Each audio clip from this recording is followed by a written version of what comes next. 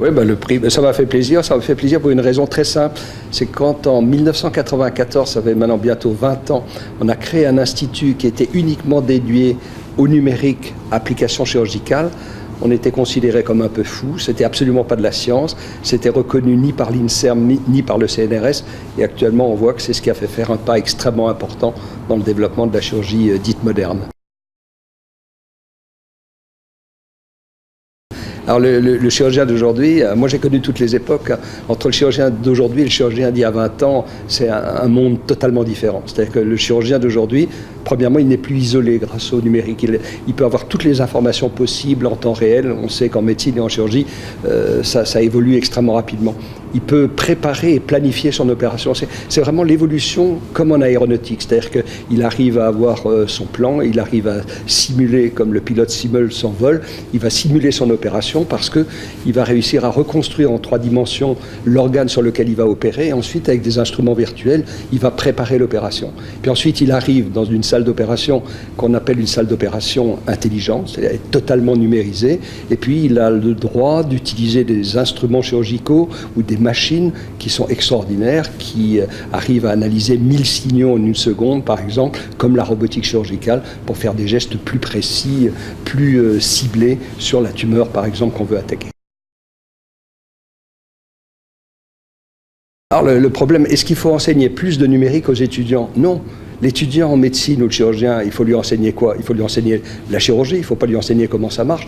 Un chirurgien ne saura jamais, ne comprendra pas les algorithmes, par exemple, de réalité virtuelle. Ce qu'il veut, lui, c'est quelque chose d'extrêmement ergonomique qui lui permet d'utiliser le numérique. Alors en France, on n'est sûrement pas en retard. Hein. Vous savez déjà par l'école de Télécom Paris, vous savez par l'INRIA qui est un vivier en France d'ingénieurs informaticiens, notamment de l'image, qui est sûrement un des plus puissants au monde. Et dans le domaine chirurgical, je peux vous assurer que par rapport à des énormes complexes comme Johns Hopkins aux États-Unis, très connus pour le numérique, on n'a absolument pas à rougir et je pense qu'on est en avance. Alors le numérique, ça transforme aussi la vie du patient. Pour le patient, bien sûr, quand il est opéré, c'est un geste qui est de moins en moins agressif, qui est de plus en plus ciblé, mais ça permet aussi au patient de comprendre sa maladie, notamment s'il a une tumeur. Avant, il ne comprenait pas la succession des scanners. Maintenant, avec la reconstruction en 3D, il a l'évolution volumétrique de sa tumeur, et donc il prend part à sa maladie, il la comprend mieux, et donc très souvent, la guérison va être plus facile. Et qu'est-ce que ça apporte au chirurgien? Au chirurgien, ça lui apporte de nouveaux moyens qui permettent d'avoir un geste extrêmement plus précis et surtout de pouvoir avoir préparé son opération avant, simulé, qui était quelque chose qui était impossible avant. Alors les apports du numérique, je vais en citer 2 dans notre domaine en chirurgie.